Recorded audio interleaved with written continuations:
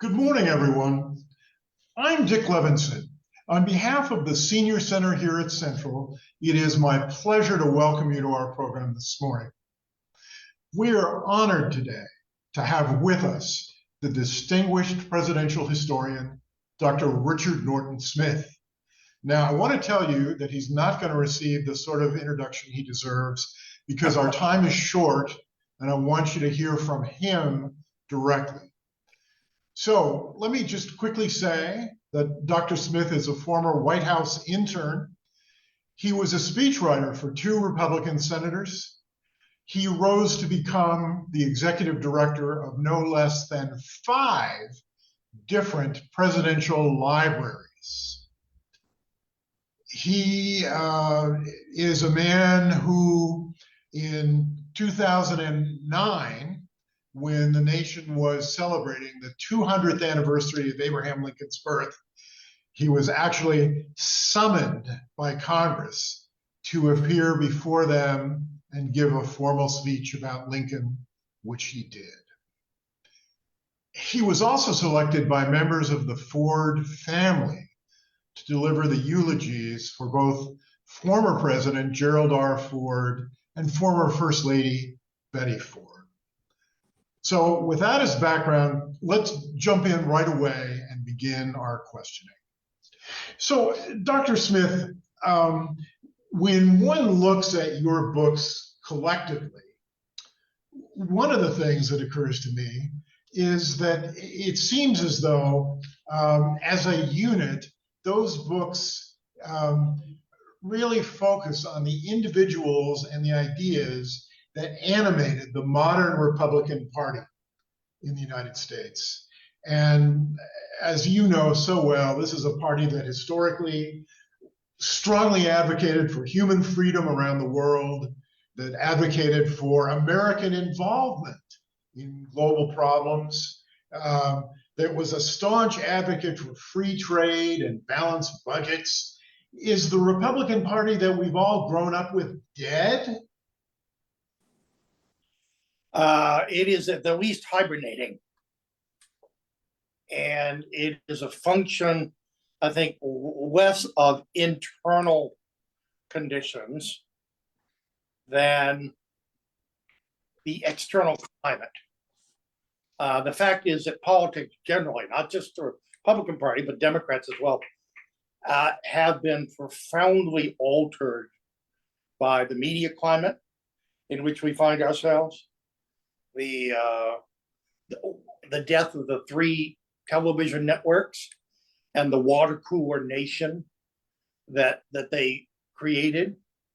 The fact is that Ronald Reagan is probably the last president who could, on his own, call 3 network news presidents one afternoon and be assured of having an audience of 90 million people with no one except maybe poor, lonely Eric Severide, although I think he'd actually retired by that time, offering what used to be called instant analysis. Today, any president, any politician finds himself speaking to millions of self-appointed Severides,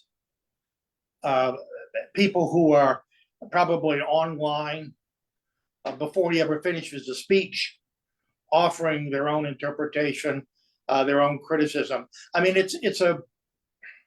obviously it's a much more polarized country.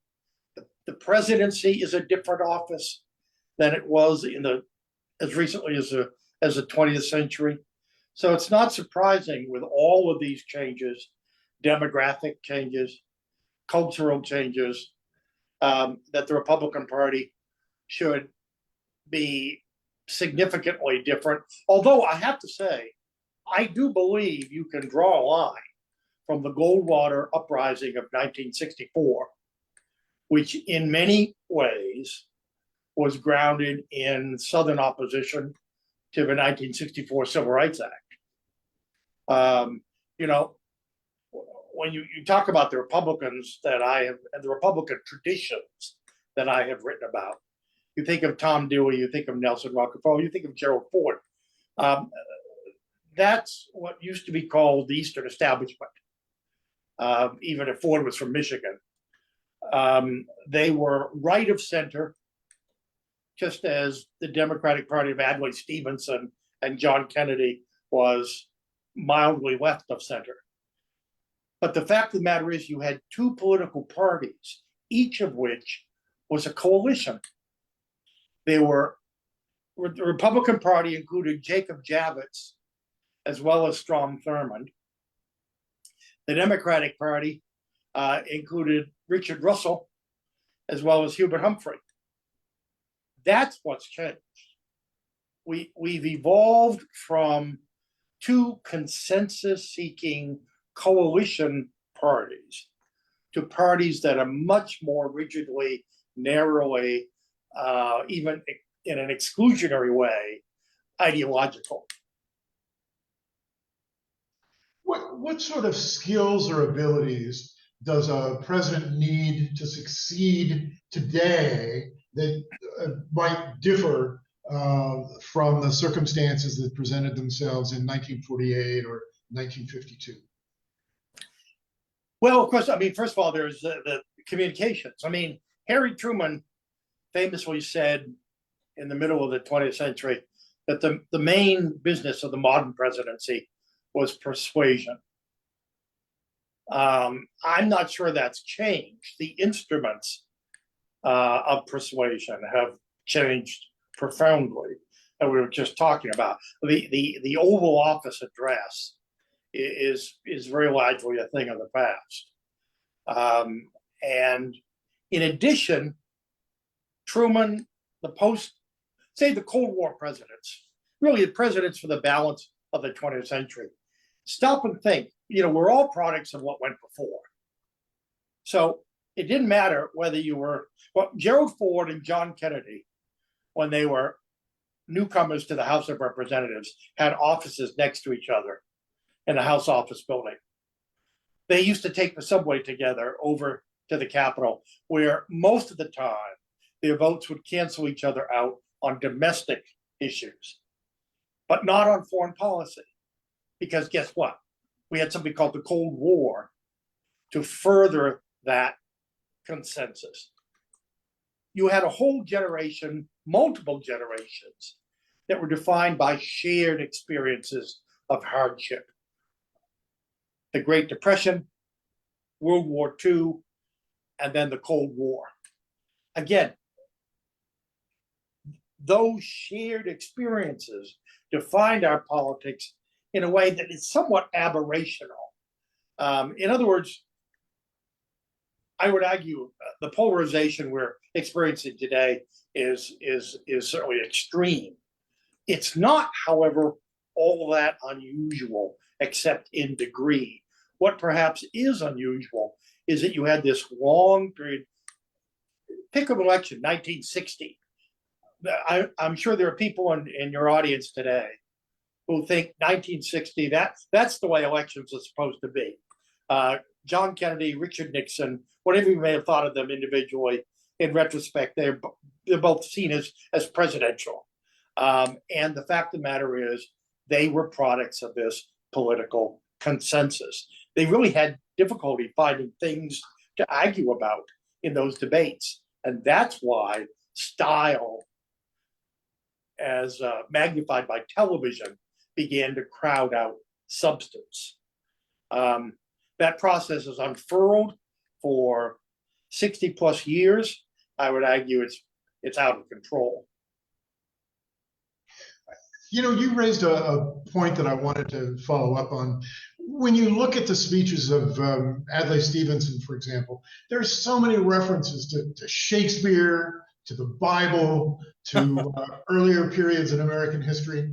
And boy, the current level of political discourse, to be very honest, often seems embarrassing. And I wonder if you have any concerns about that. Well, first of all, I yield to no one. I sometimes introduce myself as the last Stevensonian. That said, what a politician would tell you is the proof's in the pudding. How many votes did Stevenson get? there was that wonderful anecdote in 1952. I mean, there were millions of people who were introduced to Stevenson who found him to be this amazingly literate, bracing kind of Northwest wind, to American politics. But it was never close to a majority. There was the woman admirer that came out of the crowd and said, "Governor Stevenson, you have the vote of every thinking person." And Stevenson said, "Madam, that's not enough. I need a majority to win." Now, the fact that Stevenson would say that is part of his enduring appeal to people like you and I. On the other hand, it didn't get him any closer to the White House. Once, twice. Television, again, has destroyed people's attention span. I remember hearing, I'm a great Stephen Sondheim fan. I remember hearing Sondheim talk about what it had done to the theater. Remember, there used to be 3-act plays? Yeah. That was the norm. Well, television or movies. I found myself in a theater not long ago. It happened to be the 50th anniversary showing of the film musical of Hello, Dolly, which I reveled in. I remember seeing it when it came out, but it was 2.5 hours long. And the people I went with were visibly fidgeting. And I thought, these are products of the television generation.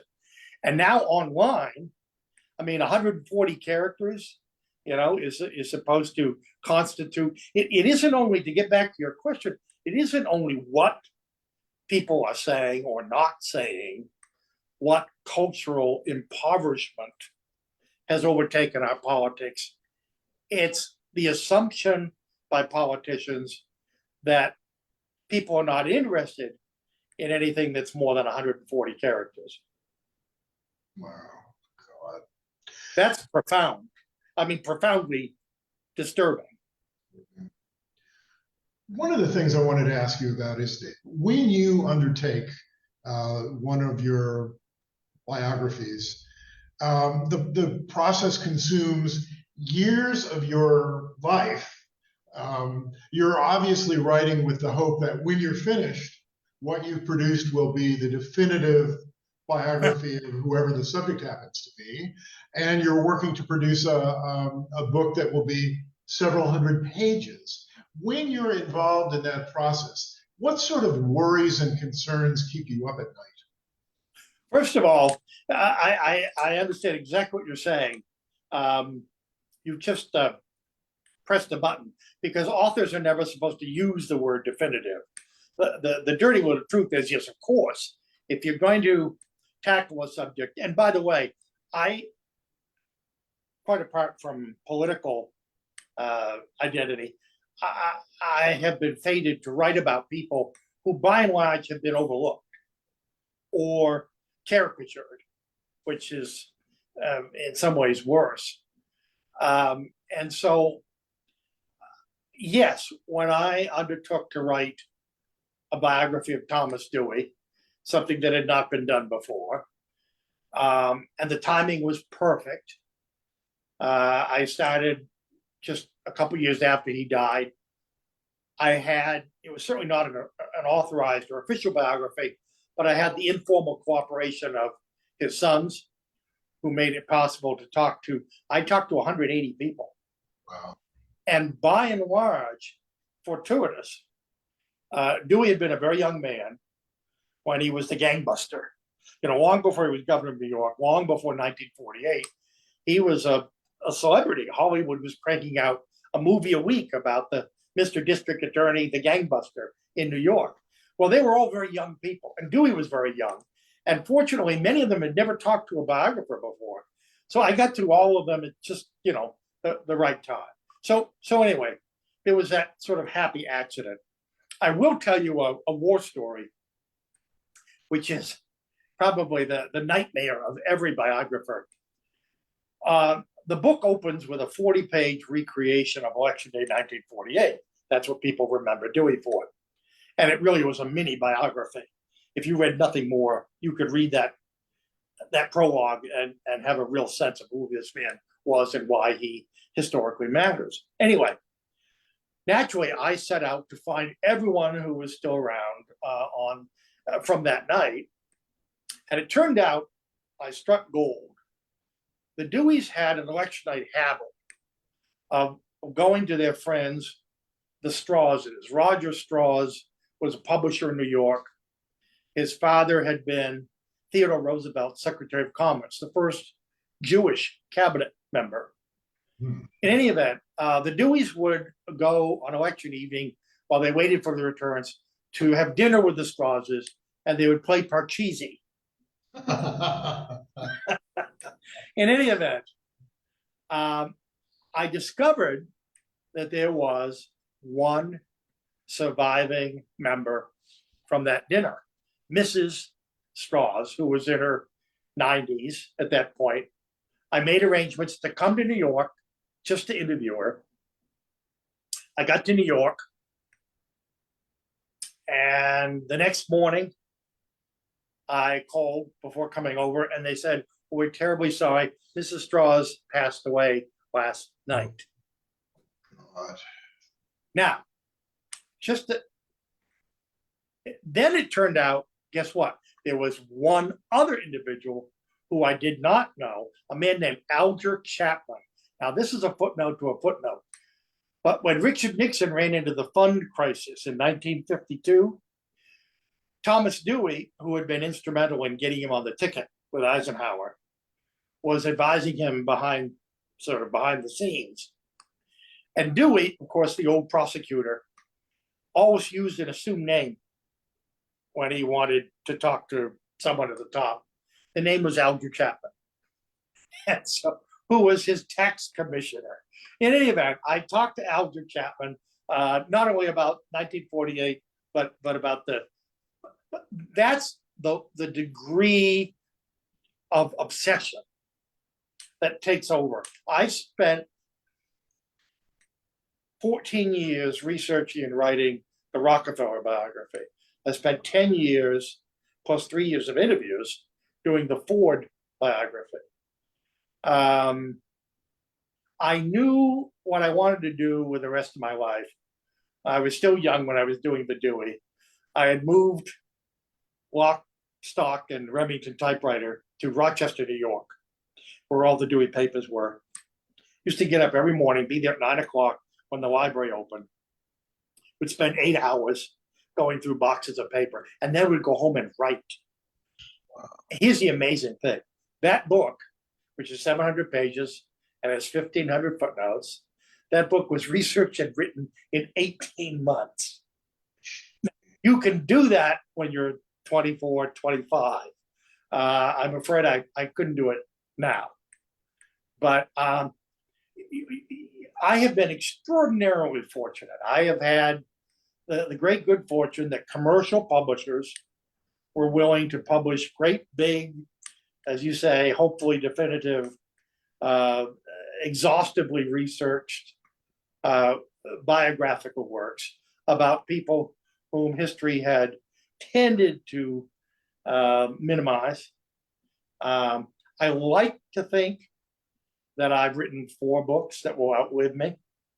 The Dewey, a biography of Colonel Robert McCormick of Chicago Tribune fame, said by his critics to be the greatest mind of the 14th century. But it also turns out the greatest friend, the First Amendment, abuser of, but also defender of the First Amendment, the Rockefeller book, and now the Ford. I mean, hopefully, if I succeed, I will ignite curiosity in others, academics and non-academics alike. But I like to think that those books will have a life. Whether they ever get anywhere near the bestseller list or not, that is not why you write books. One of the things I wanted to ask you, in your mind, based on your years of experience, what qualities separate a great biography from one that's merely okay or humdrum? Yeah. Boy, I tell you, I've read plenty of both. And I won't be unkind enough to the authors to identify the most recent examples. For some reason, there is now a Theodore Roosevelt industry, cottage industry, cranking out books about TR. But I tell you, the single finest, in my opinion, presidential biography I've ever read, it's a toss-up. They're multi-volume sets. I think Edmund Morris's trilogy on Theodore Roosevelt is extraordinary. It's an extraordinary read. The ultimate test, it seems to me, of any writer, but particularly of a biographer, is to put the reader, the proverbial fly on the wall, put the reader inside the room as an invisible observer, and to trace the evolution of a life and the interaction between that life and the events that both shape it and that it shapes. So it's inevitably a hybrid of history, biography, sometimes political science or economics, cultural history. The other is a much older and probably more challenging. Douglas Southall Freeman wrote 6 volumes about George Washington, died before he completed the 7th. It was completed by a couple of graduate students who, by the way, won the Pulitzer Prize for their volume. And there have been lots of wonderful Washington biographies. James Thomas Flexner wrote a marvelous 4-volume in the 60s and the 70s, which is marvelous because Flexner, by training, was an art historian. What that means is he had an eye. He saw things. He could dramatize things with the credibility that sort of sixth sense gave him. And so it was a marvelously intimate, you are there treatment of Washington and his times. Ron Chernow's Pulitzer Prize winning Washington biography is wonderful. I think it's that sense of incredible intimacy. I think it requires a vast amount of original research. I hate to sound like a fuddy-duddy, but unfortunately, I've taught enough classes to know there's a whole generation that thinks research is something you do on the internet. And you can do research on the internet, don't get me wrong, but there's there's nothing to compare with walking into a library, Carol, and being handed a box of original documents that perhaps no one else has seen or haven't seen in years. That kind of intimacy, it requires enormous enthusiasm, on the part of the researcher, writer / interpreter. Well, there's more, but those are a few qualities that I think a great biographer had. Patience, persistence. I mean, unglamorous qualities. It's unglamorous work. It isn't glamour that you're after. It's something like objective truth. And yes, there is objective truth. And that's what it seems to me any writer worth his salt is after. Let me be devil's advocate for a moment. You were very close to President Ford. You were the head of his museum. He wanted you to give his eulogy. Does that mean that somebody other than you should have written that biography about Gerald Ford? But that's a very fair question, and it's so fair that I asked it of myself for years before I embarked upon this venture. I remember I knew, and I thought I had demonstrated in a number of books, the Dewey, the Rockefeller. The reviews invariably, whether they were particularly positive or not, the thing I'm proudest of is that almost invariably they would make reference to the attempt, at least, to be objective. I mean, no one has, that I'm aware of at least, ever accused me of being particularly a partisan, either of a party or an individual for that matter. And that's very simple because if you're going to put the effort and the time, the sweat equity,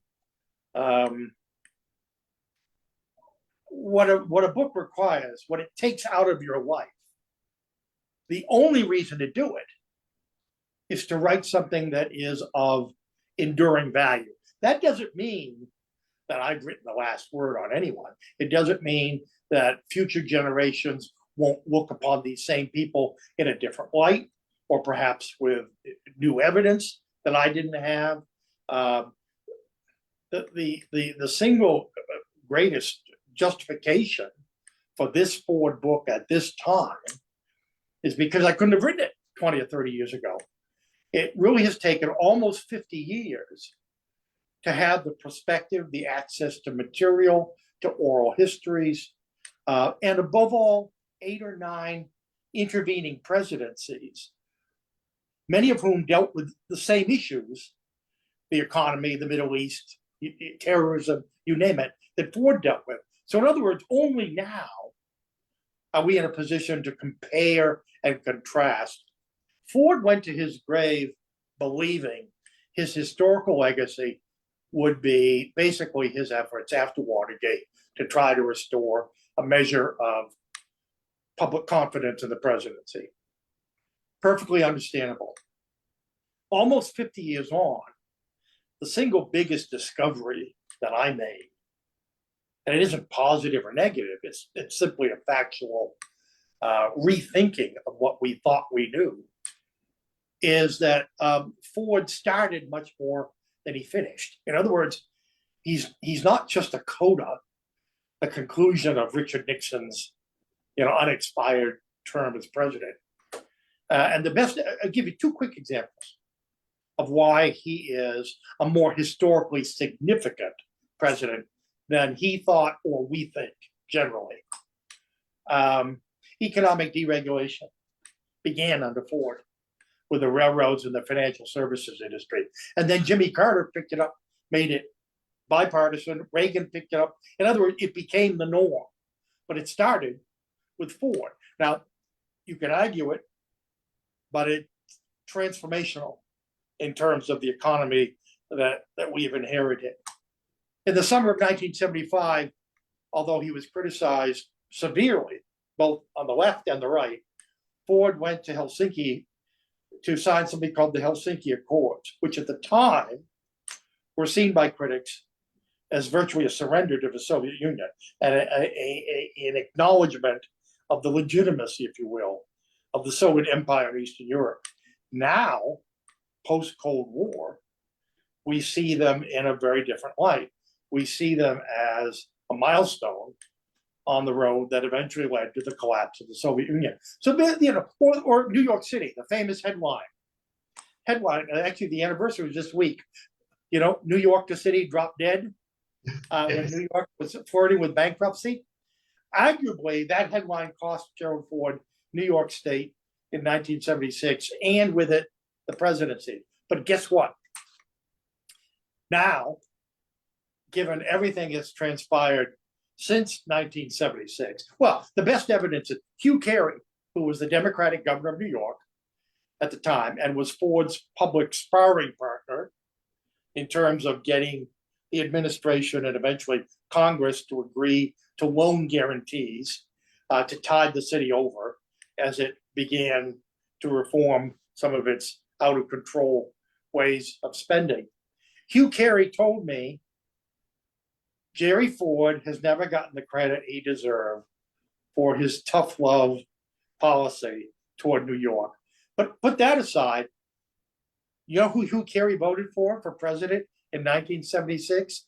It wasn't Jimmy Carter. He voted for Gerald Ford. Wow. That's amazing. Um, One of the things I definitely wanted to pursue with you is that, as you know, every 10 years or so, you and your colleagues reevaluate America's presidents, take a second look at what they achieved, where they fell short. So I think it's pretty clear that the incompetence of James Buchanan and the greatness of Abraham Lincoln fixed in concrete for all time. Who on that list of America's presidents, in your opinion, is ripe for a second look or a reassessment? It's a great question. I've just been writing about this.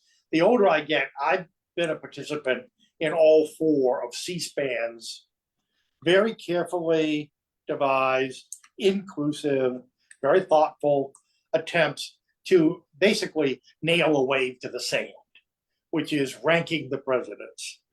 And the older I get, the more and more I'm convinced it's an impossible task, because the job in the 19th century bears almost no resemblance to a job in the 20th century. James Monroe was president during the first Great Depression. He was reelected with all but one elector voting for him in 1820. Herbert Hoover suffered a very different fate in 1932 because people had come in the 20th century to expect much more of the presidency. That said, I'll tell you who's overrated, and I'll tell you who's underrated. How about that? I think it's fascinating that Ulysses Grant has soared in recent years, and largely because, and understandably, by the way, because of our own experience with racial issues, racial animosity, the fact that U.S. Grant, in the years after the war, was the last president for 90 years who was willing to commit federal troops to the South to protect the voting rights, in this case, of the former freedmen. That tends to overshadow the corruption and the incompetence that Grant's contemporaries ascribed to him. Now, what does it mean? Well, it only means that every generation, as you suggest, has its own criteria, its own preoccupations, its own ways of measuring presidential success. But before we become too enamored of revisionism, I would suggest that we don't throw the baby out with the bathwater and overlook completely what a president's contemporaries had to say about him. Because if anything, it seems to me, they should probably count for extra, since they were there, they were around him, they were with him, they were the beneficiaries or the victims of his policies and his leadership. William McKinley, I would argue, is the most important president you've never heard of. He's in the shadow of Theodore Roosevelt because everybody's in the shadow of Theodore Roosevelt. But the fact is, it was McKinley who reluctantly took us to war, planted the seeds of American empire in the Caribbean and the Philippines, took us out of a depression in the 1890s, and perhaps of most lasting significance, initiated a period of Republican dominance for 40 years. Between McKinley and Franklin Roosevelt, there was only one Democratic president. That was Woodrow Wilson. And he was elected by a fluke in 1912 when the Republican Party split. So McKinley is what we call a transformational president.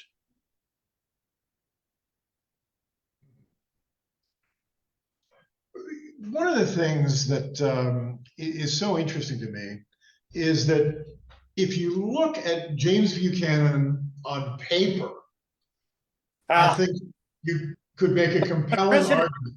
Presidents don't govern on paper. Beware of the next candidate who says his resume merits the Oval Office. People should think twice before they vote for resumes. Woodrow Wilson was president of Princeton in 1910 and president of the United States in 1913. Now, you'll get out there, he's very much out of fashion, and I understand why. But the fact that for 100 years or more, Wilsonianism is a term that every foreign policy student at least understands, however they interpret it, tells you whether you like Wilson or hate Wilson or think he was successful or a disaster, he matters. He's an important president. And yet someone whose resume would not be such. James Buchanan, the problem is Buchanan had the wrong resume for the presidency at a time when the country was coming apart at the seams. And he, of course, famously was referred to as a doughface. A doughface was a Northern man with Southern principles. James Buchanan on the Supreme Court might have cut a much more impressive figure. He had a judicial frame of mind. William Howard Taft, who finally got his great objective in life by becoming Chief Justice in the 1920s. Taft said, "I hate politics." Herbert Hoover hated politics. Taft and Hoover are two men in a really unique class of presidents. They succeeded at everything they did fabulously, except the presidency. Why? Because the presidency is the most political job on the planet, and because neither one of them had a political bone in his body. Your reference to Hoover brings up something that I wanted to ask you about. I'm quite sure that on the list of people that Herbert Hoover hated, that FDR must be on the top without question.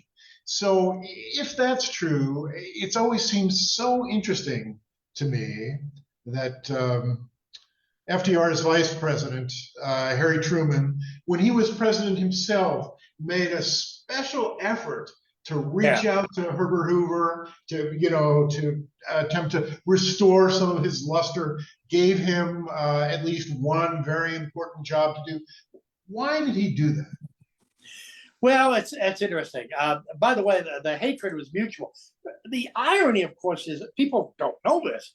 Hoover and Roosevelt had been neighbors in Washington during and right after World War I. They were both members of Woodrow Wilson's War Cabinet. Hoover, of course, was running the American Food Administration. Food will win the war. Wheat was Wednesdays. Meat was Mondays. Voluntary self-denial. No ration cards. Very, very, very Hooverian. In 1920, FDR wrote to a friend basically suggesting that Hoover would make a great Democratic candidate for president. Wow. 20 years later, in the wake of Pearl Harbor, Bernard Baruch went to FDR and said, "Look, if I were organizing any large-scale war effort, whether on the home front or global, the first person I would turn to would be Herbert Hoover, and I happen to know he's available." And FDR said, "Well, I'm not Jesus Christ, and I'm not raising him from the dead." And that sort of suggests the relationship. Now, Harry Truman was very different. You're absolutely right that Truman, Hoover said later on, he added 10 years to my life. Not only did he send Hoover around the world after World War II, doing what he did best, which was humanitarian relief. Hoover fed 1 billion people in over 50 countries. In the course of his life, he saved more lives than Hitler, Stalin, and Mao together were able to obliterate. He also asked Hoover, more controversially, to chair a commission to reorganize and, in effect, slim down, streamline the executive branch of government, which had grown up like Topsy as a result both of the Depression and World War II. But none of that prevented Truman from going out on his whistle stop campaign in 48 and personally haranguing Herbert Hoover as the father of the Great Depression. And Hoover, who of course was no politician and he was an engineer. He thought like an engineer, which meant he was a literalist. Everything had to have a mathematical explanation. And politics isn't that rational. Politics is an art, not a science. And Truman was a brilliant practitioner of it. And to Truman, it was perfectly understandable how, on the one hand, he could heap laurels on Hoover, and on the other, excoriate him for his own political advantage. Hoover never understood it, but he finally decided to put it aside. He would not let it interfere with the friendship, the very real friendship, or the sense of gratitude. So there you have, in a sense, Hoover, the non-politician, who blossomed in his role as humanitarian, and administrator, reorganizer of the federal government. The irony is, later on, when Dwight Eisenhower left office, Truman and Hoover got together and they said, are we going to let Ike into our exclusive trade union of ex-presidents? The fact is, I think Hoover got along better with Democratic presidents, FDR being notable exception, and I mean Truman and Wilson, than he did with Republican presidents, meaning Eisenhower and Coolidge. That's interesting. One of the people that I most wanted to ask you about today is the person that I always think of as America's most obscure president. Who was Franklin Pierce, and how did he ever become our chief executive? Well, he was a dark horse, which is a polite euphemism for sort of the bottom of the barrel, who was nominated because he wasn't too objectionable to a majority of convention delegates. He was left over after all of the obvious candidates killed each other off. If you look at the personal story, and I have been accused, I think justifiably, of probably beating up on poor Franklin Pierce in the past. The fact is, personally, he was a tragic figure. Historically, he was a pygmy. He was the son of a former governor of New Hampshire, well connected politically in that small state. By all accounts, immensely likable. He had a sort of a Warren Harding quality. If you were around him, quite apart from presidential qualifications, he was hard not to like. One of the tragedies of his life was his marriage. He married the daughter of the president of Bowdoin College. She was a fervent Calvinist who hated politics and who basically insisted that her husband, who at one point was the youngest member of the United States Senate, abandon his position in the Senate, in part because all of that camaraderie came at a price. Pierce drank. He drank to excess. And certainly Jane Pierce made a connection between politics and alcohol. He came back to New Hampshire. He turned down an offer to be President Polk's attorney general. But in 1852, the Democrats were unable to agree. This was after the Compromise of 1850. There was a desire on the part of many to believe they had swept the slavery issue permanently under the rug, and therefore they really could afford to go with a second-rater. And in fact, a first-rater would, by the very nature of his prominence, probably be a controversial or divisive figure. So they nominated Pierce. The Whig Party was falling apart. It had chosen a terrible candidate itself in General Winfield Scott. So Pierce was easily elected. And then it turned out the slavery issue had not been swept under the rug. Stephen Douglas, who was a rival of Pierce's in the party, introduced something called the Kansas-Nebraska Act, which of course brought the whole thing out. By the way, I left out the biggest tragedy. As president-elect, Jane Pierce was appalled that her husband was nominated for president. She fainted when she heard the news. It got worse. Before he could be inaugurated, he and Jane and their son, Benny, 11 years old, they lost two children. Benny was their sole surviving son. They were on a train from Boston to Concord, New Hampshire. And the train derailed. The Pierces, the husband and wife, were not seriously injured, but Benny was killed in front of them, decapitated in front of them. And you can imagine how this would affect any parent. But given the dynamics of the Pierce relationship and the resentments that Jane already felt toward her husband and the Calvinist guilt and accusations that arose, she, as First Lady, spent most of the next 4 years in her room on the second floor of the White House writing letters to her dead child.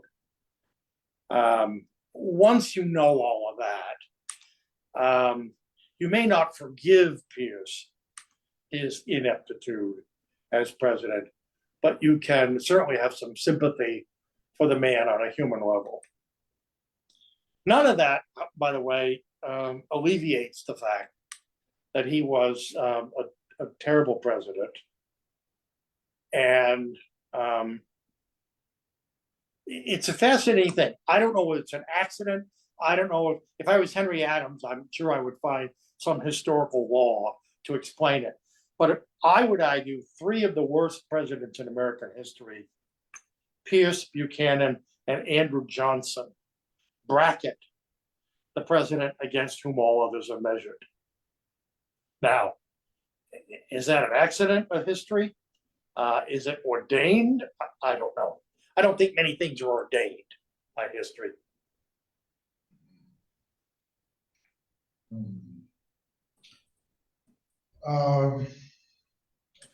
Could you tell us a couple stories about American presidents that the American public, the vast majority of the American public has never heard or is clueless about? Oh gosh.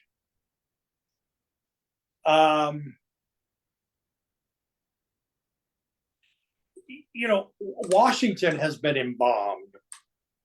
I mean, he was embalmed while he was alive by people who needed a demigod because they had nothing else to unite this experiment called the United States. The Constitution was a scrap of parchment, never would have been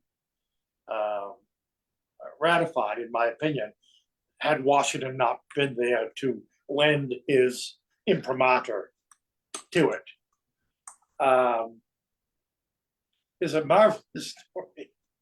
The night Washington died, which, like everything else he did, was stoic, and at the same time with a kind of theatrical self-awareness, he understood that how he died would be told centuries later, and it was an extraordinary scene in any event. A friend of his, Dr. William Thornton, who was an architect of the early Capitol, came up with a classic Age of Enlightenment lightning bolt of an idea. Why not resuscitate Washington? So he hurried to Mount Vernon, found the corpse lying in front of the great Palladian window in the dining room. But he proposed to infuse Washington's remains with the lamb's blood, and to administer a kind of posthumous CPR, if you will, and he really thought that this would bring Washington back to life. The irony is, Washington was robbed of life by his early biographers, who, carrying on in that tradition, deified the man. I mean, he became a marble statue in 1,000 city parks. And the reality is, and again, I wrote a book called Patriarch, which looked at the last 10 years of Washington's life. And I didn't write about Sally Fairfax or false teeth. By the way, they weren't wooden, as everyone thinks. They were carved from hippopotamus tusk. Washington lost his teeth, according to John Adams, beginning as a young man, because he used to crack Brazil nuts between them. Well, crack some Brazil nuts, you lose your teeth too. In any event, the fact of the matter is, I thought the last 10 years of Washington's life is the most approachable because he's the most vulnerable, and it's the most universal. All of us are going to have the last 10 years of our life, wherever they fall on the calendar. He's a man who was keenly aware that his hearing was failing, that his memory was not as sharp as it had been. He was always sensitive about his lack of a formal education. And to me, if you want to humanize Washington, that's what you do. Put the reader in the same room with Washington during those last 10 years, when he would have rather been anywhere but in the middle of the political maelstrom, and yet where he demonstrated part of his political genius. And I would argue that Washington was as skilled a politician as has ever occupied the presidency. And one way of measuring that is that he was able to convince virtually everyone, beginning with himself, that he was no politician at all, because that's what the country needed in that raw, almost embryonic state of becoming that he found. So I want to switch gears now and ask you about John F. Kennedy. And, not long after he died, Tom Wicker, the noted New York Times columnist, did a long piece on JFK called Kennedy Without Tears. I don't remember the details, but the headline, the title of that column has always stayed with me. He was president for such a brief period of time. Is it possible for history to come to any conclusions about Kennedy as president, given how little time he had? You see, I think here's a classic. I know exactly what you're saying. The assassination deified JFK. And the pendulum swung so far in one direction that it was inevitable that it would swing in the other direction eventually, although the stories of the women and so much more certainly added to the violence with which it swung. I actually think enough time has passed. I think the measure of the Kennedy presidency should not be its length, nor even the relative lack of major legislation that JFK was able to enact. Stop and think. Kennedy entered the White House a very conventional Cold War liberal who was very cautious on civil rights. Never mentioned it in his inaugural address. In fact, go back and look at the inaugural address. It's basically almost entirely a Cold War barony burden, pay any price speech. But in 1963, in the last year of his life, after the Cuban Missile Crisis, when the world had come face to face with its own annihilation, Kennedy endorsed the nuclear test ban treaty, which today we take for granted, but at the time represented a U-turn by the superpowers.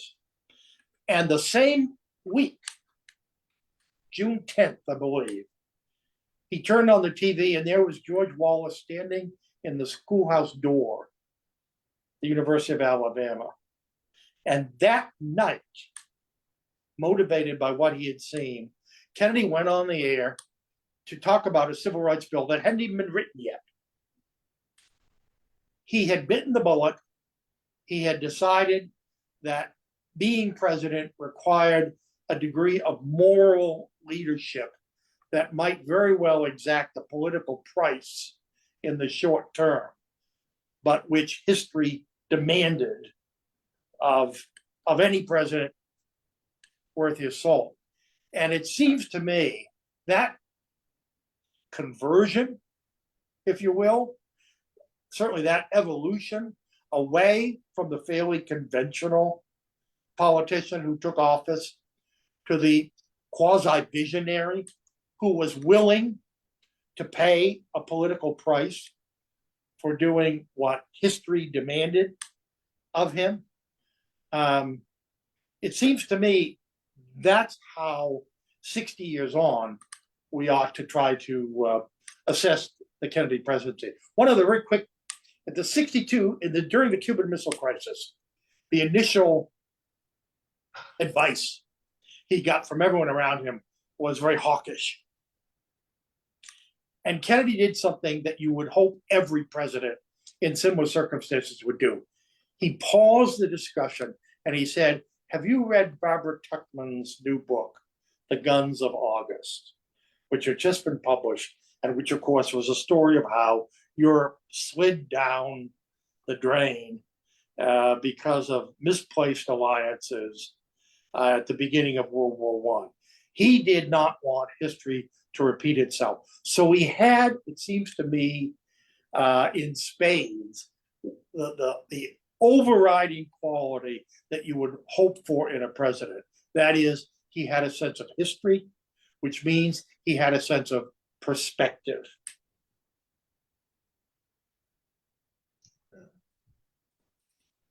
All right. Are you able to talk about what your current project is? I am actually working on a comprehensive essay-like summing up, if you will, and reassessment of the American presidency, every American president, with the somewhat iconoclastic working title, The Other Side of Rushmore. And among other things, it'll be an opportunity for me to own up to mistakes I may have made, reconsiderations I've had, and also, frankly, to take a meat axe to some of the more egregious examples of historical revisionism that plague us. When do you anticipate that will be published? Well, I'm hoping, eyes on Philadelphia, in July of 2026, right around the 250th anniversary of the nation. Seems to be like assuming we're still a nation, in July of 2026. Wow. Okay. All right. Well, I think that's probably an appropriate note for us to end on. I want to thank you so much for taking the time to be with us today, to speak to our audience. And it's just been a great pleasure to have you. Thank you. Hey, thank you for your interest, and thank you to the audience for their interest. It is at a time when it's very easy to become cynical or jaded, and when it does feel at times like we're all victims of historical amnesia. It's nice to know that there are still folks who see a future in the past. Richard, let me ask you because I got carried away and talked too long. Our audience sent some questions. I don't think that we really have time to cover them now. Well, you know what? Do you have some more time? Could we take a shot at some of these questions? I absolutely. If your audience has the patience, I certainly do. Okay. Okay. When did the idea of a presidential library get its start? And how likely are we to see a Donald Trump presidential library? Excellent questions.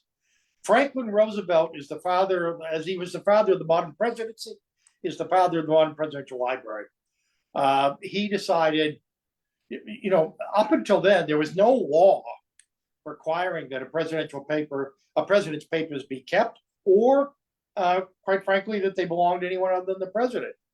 Chester Arthur, a couple of days before he died, had a couple trash cans filled with papers and set on fire. An early biographer of George Washington cut up Washington's papers to send to autograph seekers.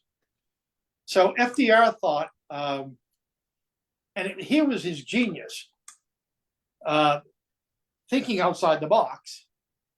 He thought of both academic requirements and those of the general public. So he combined a research institution with a museum designed primarily for the general public. And the Roosevelt Library opened in 1941 on his estate at Hyde Park. He's the only president to actually work out of his library while he was president. Now, other people will tell you that Rutherford B. Hayes's family created a presidential library and museum early in the 20th century. But what you and I think of as the modern library system began with FDR. And in fact, then Harry Truman built one. And then Herbert Hoover, decided to take his papers out of the Hoover Institution at Stanford and move them to a little building in West Branch, Iowa. And during the early part of the history of the system, there was a particularly intimate, uniquely personal quality. These libraries were built at a president's birthplace or home. In other words, if you want to understand Franklin Roosevelt, you really need to go to Hyde Park. Or if you want to understand Harry Truman, Independence is part of the exhibit, if you will. That all changed with JFK and LBJ, who put their libraries on college campuses. And then along came the Obama Library, which reflecting changes in technology. Presidential papers are no longer what they used to be. They're digitized. And the Obama Foundation is creating a museum. But the papers are basically being overseen by the National Archives. I don't know where we'll go to. Will there be a Trump library? Your guess is as good as mine. Interestingly enough, every other president wants to build a library, wants to open the papers. I remember Ronald Reagan wanted to open every single document in his library dealing with US-Soviet relations, something like 6 million pieces of paper. And of course, the reason they weren't was because the national security apparatus overrode the wishes of a mere former president.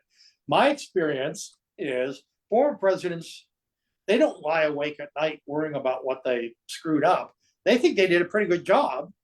And they think that if only people could see their papers, then guess what? They're going to look a lot better than they did in the contemporary press. And by and large, they're right. Dwight Eisenhower, in 1962, in the first survey of historians after he left office, was ranked 22nd below Chester Arthur. And then in 1966, Ike's papers were opened. And then you heard something called hidden hand leadership. It turned out that Eisenhower was a much shrewder, much more politically gifted manager of men and events than he had went on. And so in the last C-SPAN survey, Ike didn't finish 22nd, he finished 5th. That's great. Okay, what do we have next? Okay, you pointed out the degrading effects of TV and now social media on the quality of political dialogue. Are there examples of instances where high quality leadership and policies have emerged from this change? Are there political leaders that have emerged that you think have or are mastering the new media environment as FDR and JFK did in the past? Boy, it's a great question, and I don't mean to sound evasive. It's an unanswerable question, in part because the technology is changing at such a rate. I'll give you an example. As I said, I grew up with 3 networks, 3 newscasts. People talked about them the next day. It tended to foster a national conversation, which inevitably influenced the political conversation. Then along about 1980, we had cable news. More recently, we have highly partisan, polarizing cable, quote, news, unquote, and I mean the left or the right. And presidents are naturally affected by that. The political process has become increasingly polarized, I think, in part in reflection of that. But we also know that technology alone tells us that cable TV's days are numbered. Cable as a means of mass communication will be succeeded by something to be determined. So it's difficult with the rules being rewritten, as it were, as we speak. It's tough. I mean, I've seen a lot of people who, in my opinion, have abused the new rules of the game. That is to say, have exploited it for short-term advantage. There are too many politicians who have reached the conclusion that the way you get noticed, the way you raise money, the way you become prospective candidates for higher office is to be as outrageous as possible in what you say or do. And until we fundamentally redirect that fact, it seems to me we're in for some harrowing times in our democracy.